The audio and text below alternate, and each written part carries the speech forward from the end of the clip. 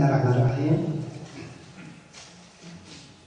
Monsieur le recteur de l'Université de Tlemcen, Monsieur le directeur général de la recherche scientifique et de développement technologique, Monsieur le représentant de la direction générale des forêts, Monsieur le doyen de la faculté des sciences, Monsieur le représentant du Conseil national interprofessionnel du Liège, mes chers participants et invités, bonjour.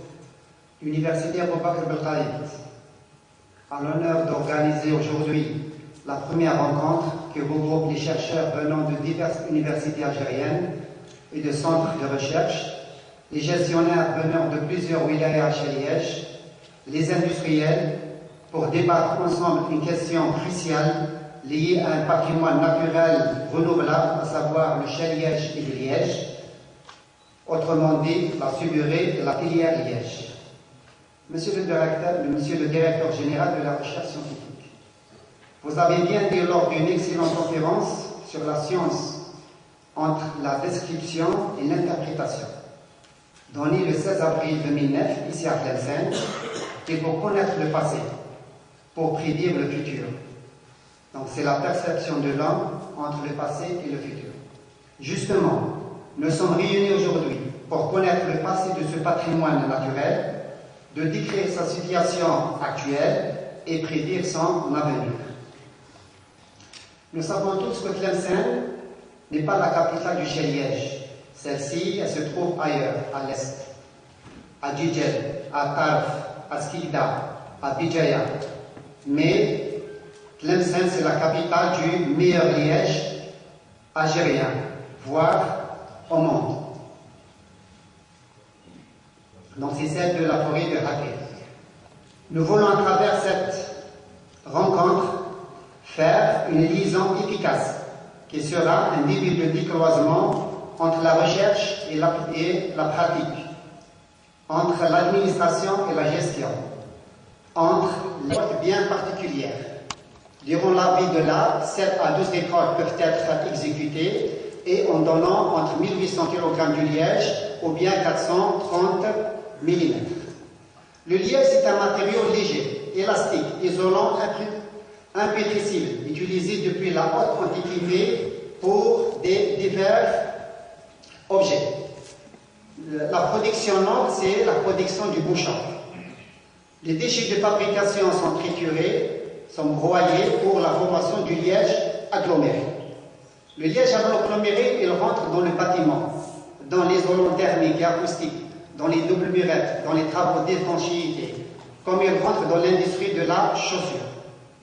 Le liège décoratif, il rentre dans les revêtements décoratifs muraux, comme un isolant thermique et acoustique des salles de conférence, des salles de réunion, des salles de lecture, etc., ce qui donne une isolation saine dans un décor sain.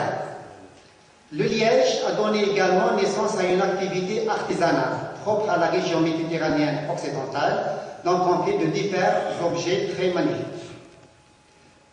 Le deuxième enjeu, c'est l'enjeu social. Les forêts du chai Liège contribuent à la création d'emplois au niveau des usines de transformation du liège, comme ils contribuent à la gestion importante dans leur superficie, en passant de 450 000 hectares à moins de 220 000 hectares. La production a chuté également de 300 000 quintons en représentant à l'époque 16% de la production mondiale et occupant le deuxième rang. Actuellement, nous produisons entre le chai Liège à toute sa place au sein de la forêt algérienne, méditerranéenne et mondiale. C'est pourquoi notre suburée doit faire l'objet d'une charte forestière, d'une loi d'orientation forestière propre au chai Liège, qui se veut un outil permettant de maintenir à long terme sa durabilité économique, sociale, environnementale et même culturelle. À travers cette loi, toutes les règles liées à la récolte du liège, à la gestion durable des suburées, seront clairement définies et respectées. Donc, autrement dit, que c'est le moment d'aborder la question du code des bonnes pratiques des suburées et l'importance de la certification forestière. Donc, le transfert de ce patrimoine Le principal défi à relever sera d'assurer le transfert de ce patrimoine naturel renouvelable aux générations futures, en prenant en compte les préoccupations économiques, sociales et environnementales. Qu'est-ce qu'elle réclame la génération future? Elle réclame ces 450 000 hectares. Elle réclame ces 30 000 tonnes de liège. Et elle réclame ces 60% du liège bouchonnable.